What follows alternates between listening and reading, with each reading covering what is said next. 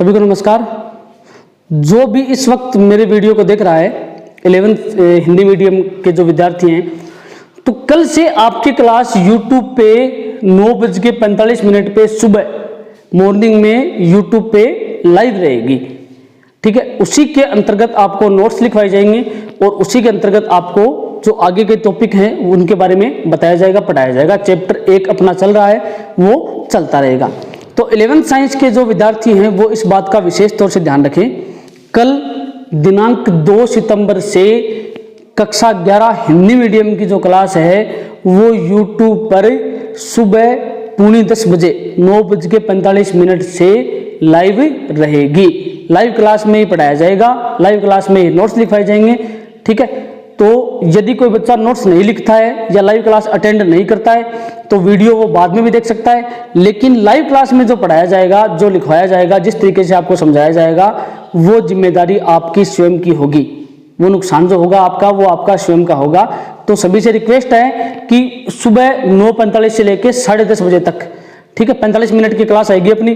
45 minute की class 11th science Hindi medium के हर विद्यार्थी को अटेंड करनी है। ठीक है, और ये क्लास अटेंड करना अनिवार्य है, कंपलसरी है। ठीक है, धन्यवाद। एक बार फिर से आपका स्वागत है न्यू राजस्थान स्कूल घांगू की ऑनलाइन क्लासेज में। त्रुटि टॉपिक अपना चल रहा था, ठीक है, उसमें नेक्स्ट पार्ट है विभिन्न त्रुटियां। त्रुटियों के 3 प्रकार थे, ठीक है, यादृच्छिक त्रुटि वगैरह अपन ने पढ़ लिया था लास्ट क्लास में। ठीक है, तो आज करते हैं परम त्रुटि या निरपेक्ष त्रुटि। ठीक है, स्थूल त्रुटियां भी हम लोगों ने पढ़ लिया था कि स्थूल त्रुटि कौन सी होती है, यादृच्छिक त्रुटि कौन सी होती है। स्थूल त्रुटि के बारे में एक बार दोबारा देख लेते हैं।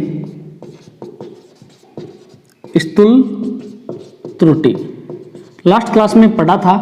ठीक है, स्थूल त्रुटि कौन सी होती है?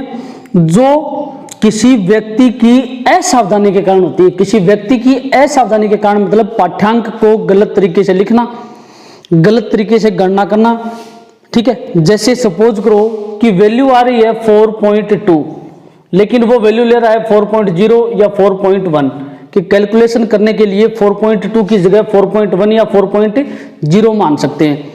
ठीक है, तो उसमें क्या है, कैलकुलेशन में, गणना में थोड़ी बहुत एरर आ जाती है। तो उस एरर को दूर करने के लिए, ठीक है, और वो जो एरर प्राप्त होती है उस एरर को, उस त्रुटि को क्या बोलते हैं? स्थूल त्रुटियां। ठीक है, उपकरण का सही तरीके से समायोजन नहीं हो पाना, उपकरण है वो कनेक्ट करना नहीं आना।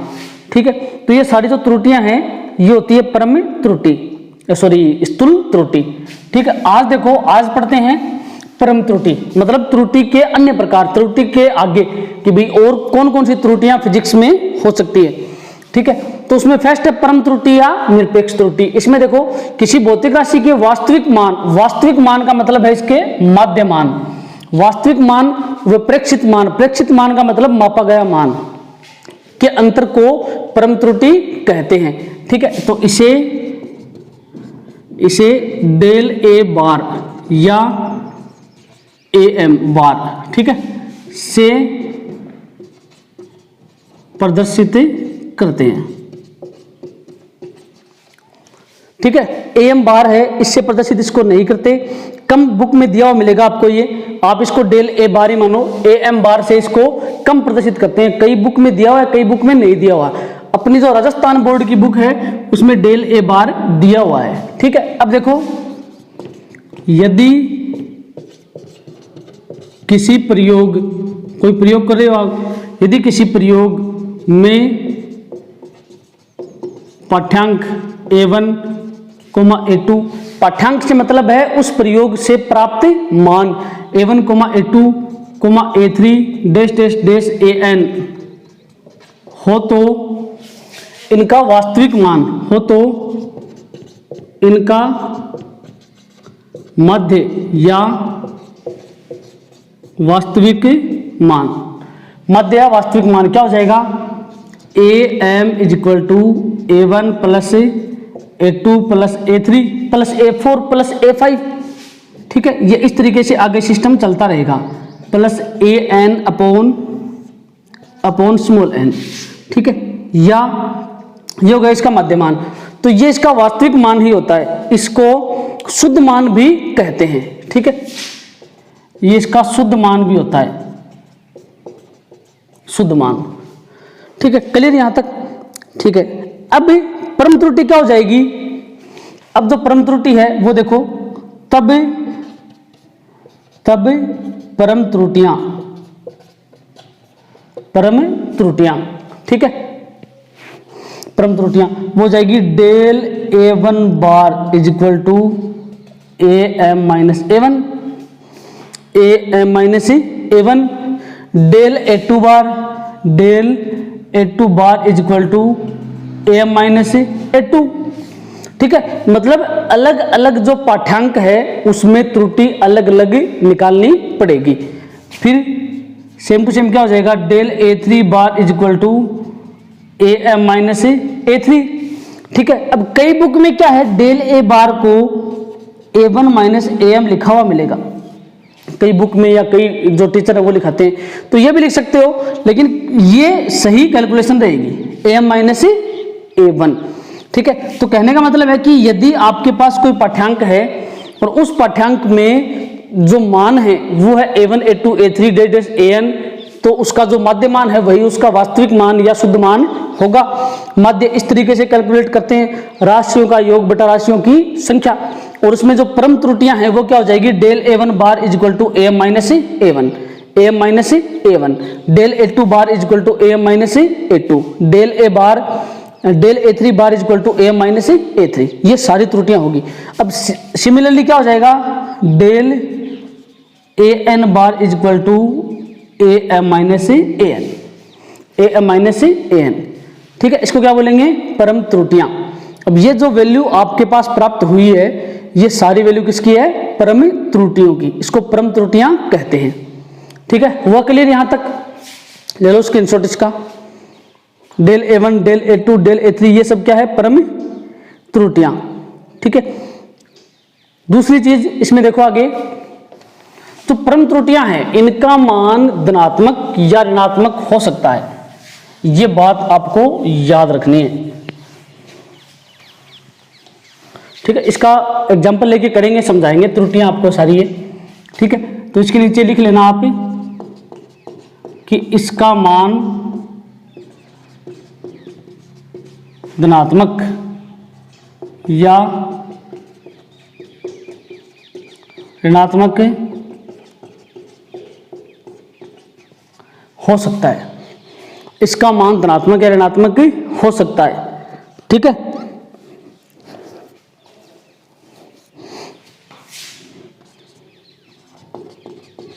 इसका परिमाण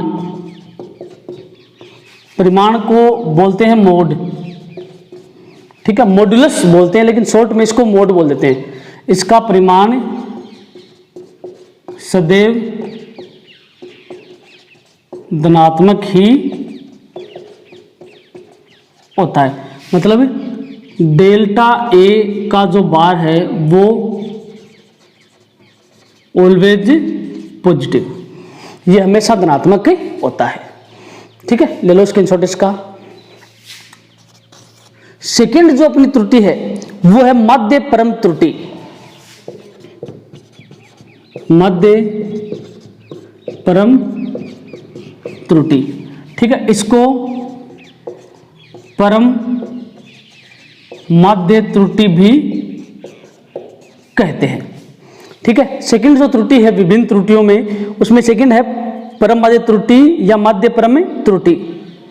ठीक है, तो ये देखो परम त्रुटि जो है, परम त्रुटि का मध्य क्या हो जाएगा, मध्य परम त्रुटि। ठीक है ना, हाँ, तो लिख लो विभिन्न परम त्रुटियों का अंकगणितीय मध्य, परम त्रुटियों का परिमाण का, नेगेटिव नहीं लेना है आपको, परिमाण का अंकगणितीय मध्य, विभिन्न परम त्रुटियों के परिमाण का अंकगणितीय मध्य,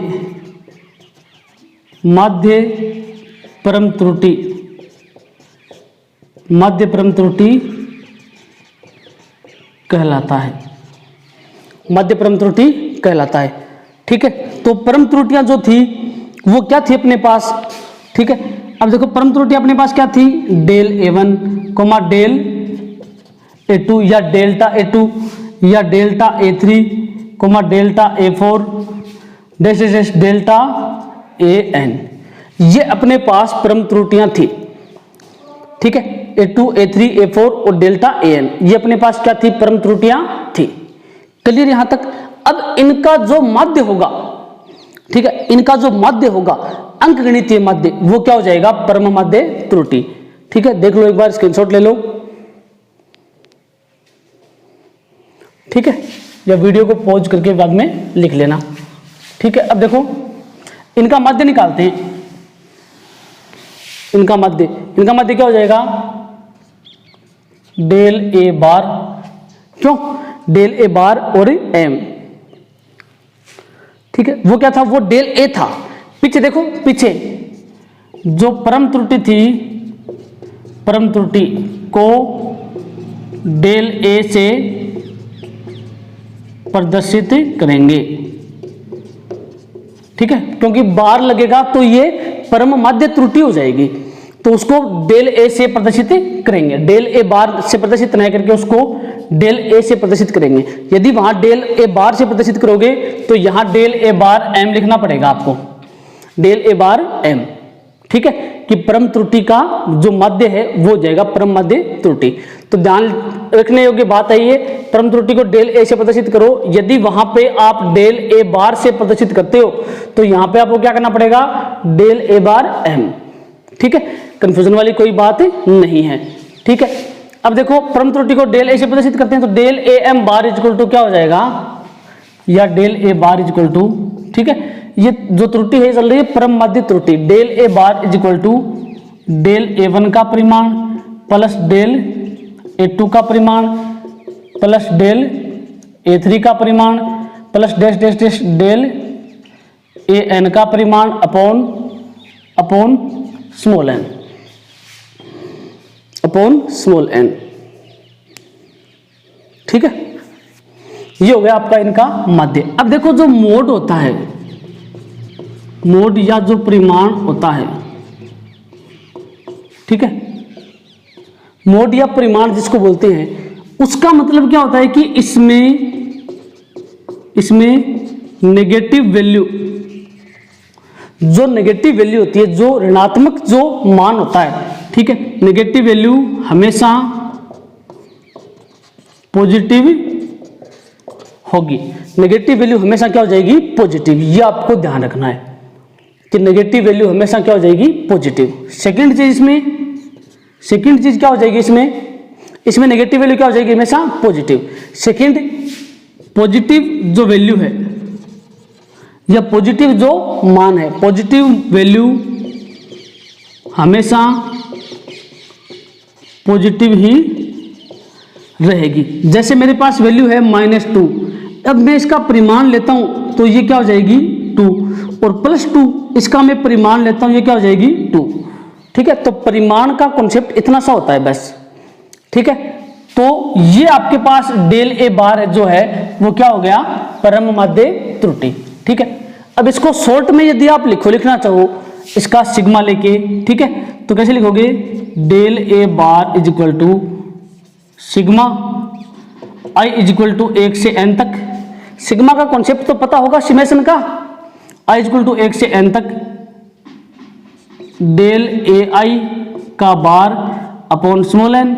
अब I इज इक्वल टू 1 लिखोगे डेल A1 आएगा, I इज इक्वल टू 2 लिखोगे डेल A2 आएगा, I इज इक्वल टू 3 लिखोगे डेल A3 आएगा।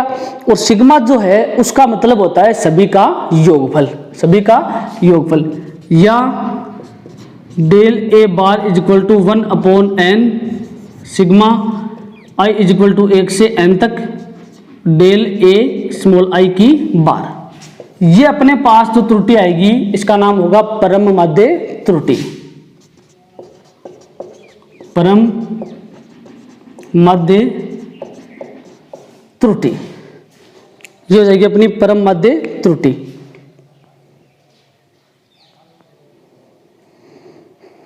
देख लिया सभी ने, चलो ठीक है। अब देखो सिग्मा जो है, सिग्मा का अर्थ क्या होता है पहले समझो इस बात को। जैसे मैं लिख रहा हूं कि अक्स, कैपिटल अक्स बराबर, सपोज करो मैं लिख रहा हूं कैपिटल अक्स बराबर x1 plus x2 plus x3 plus x4 plus dash dash dash xn, तो ये n तक चल रहा है। अब मैं इसका सिग्मा लेता हूं तो मैं लिखूंगा capital x is equal to sigma, ठीक है, i इज इक्वल टू 1 से n तक और स्मॉल x की i, स्मॉल x के नीचे छोटा सा यहाँ पे i आएगा, नीचे छोटा सा i आएगा। इस बात का मतलब क्या है, ये इस बात का मतलब क्या है, ये वैल्यू, मतलब कि ये जो वैल्यूज हैं इनको आप यदि एक साथ इकट्ठा लिखते हो तो आपको सिग्मा लेना पड़ेगा, तो आपको सिग्मा लेना पड़ेगा, ठीक है। ये है, सिग्मा नहीं लेते हो तो भी सही है, ठीक है ना, लेकिन इसकी शॉर्टकट जो वैल्यू है, शॉर्टकट जो इक्वेशन बनेगी वो बनेगी ये सिग्मा मतलब सिग्मा वाली, ठीक है ना। हाँ, तो ये थोड़ी सी छोटी सी बात है, ये आपको ध्यान रखनी है, ठीक है।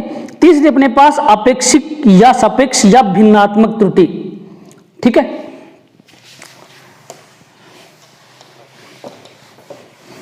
लिखता हूं बोर्ड पे, तीसरी त्रुटि है अपने पास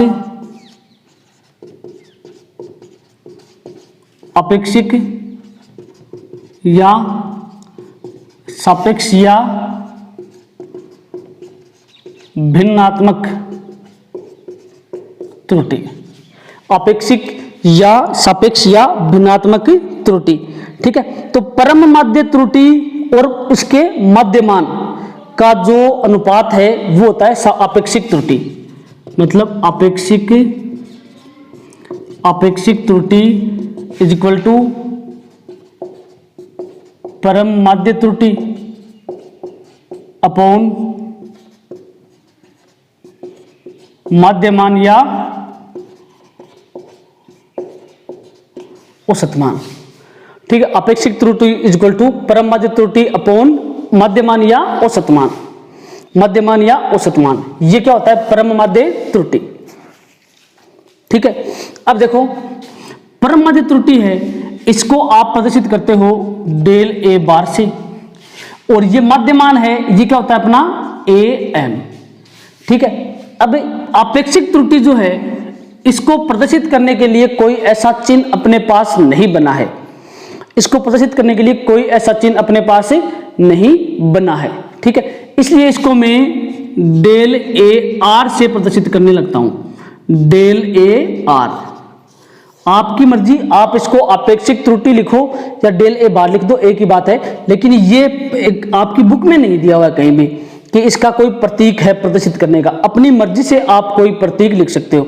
तो परम माध्य त्रुटि हो गई आपकी ये, ठीक है, और ये हो गया आपका माध्यमान या औसत मान, उसका जो अनुपात है वो क्या हो जाएगा, अपेक्षिक या भिन्नात्मक त्रुटि, ठीक है, अपेक्षिक या भिन्नात्मक त्रुटि। 4 नंबर आपके पास प्रतिशत त्रुटि, त्रुटि का लास्ट प्रकार प्रतिशत त्रुटि, ठीक है। प्रतिशत त्रुटि जो है वो क्या होती है, अपेक्षिक त्रुटि का प्रतिशत, अपेक्षिक त्रुटि का प्रतिशत, अपेक्षिक त्रुटि का प्रतिशत जो है वो क्या हो जाएगा, प्रतिशत त्रुटि, मतलब अपेक्षिक त्रुटि जो है, अपेक्षिक त्रुटि गुणा 100%, अपेक्षिक त्रुटि को 100 से गुणा करने पर जो मान प्राप्त होता है उसको क्या बोलेंगे, प्रतिशत त्रुटि। अपेक्षिक त्रुटि क्या अपने पास, ये del A bar upon A M गुणा 100, ठीक है, गुणा 100, आगे परसेंट लगाएंगे तो क्या आएगा अपने पास है प्रतिशत। तो अपेक्षिक त्रुटि का जो प्रतिशत है वो क्या हो जाएगा, प्रतिशत त्रुटि, ठीक है। अब प्रतिशत त्रुटि है उसको आप प्रदर्शित करना चाहो तो ए परसेंट से आप इसको प्रदर्शित कर सकते हो, अदरवाइज प्रदर्शित करने की आपको आवश्यकता भी नहीं है। तो समझ में आई बात, 4 त्रुटियां आज पढ़ी, परम त्रुटि, परम माध्य त्रुटि, अपेक्षिक त्रुटि और प्रतिशत त्रुटि, ठीक है। इनको दोबारा एक बार आप रिवाइज कर लेना, कल की क्लास में इनके फॉर्मूले का यूज करेंगे कि ये त्रुटियां निकालते कैसे हैं। आपको पता कैसे चलेगा कि इस पाठ्यांक में अपेक्षित त्रुटि है या नहीं? तो उसके लिए कल की जो क्लास होगी, ठीक है ना, उसमें ये मतलब बताएंगे आपको, ठीक है। और दूसरी चीज, कल जो क्लास है वो सुबह 9:30 बजे लाइव आएगी। सुबह 9:30 बजे जो 11th साइंस की जो क्लास है वो यूट्यूब पर लाइव रहेगी, ठीक है, वीडियो अपलोड नहीं होगा। ध्यान से सुन लेना इस बात को, कल जो क्लास आएगी वो यूट्यूब पर लाइव रहेगी, उसका कोई वीडियो अपलोड नहीं होगा, सुबह 9:30 बजे, ठीक है ना। सभी स्टूडेंट्स इस बात को ध्यान रखें। धन्यवाद।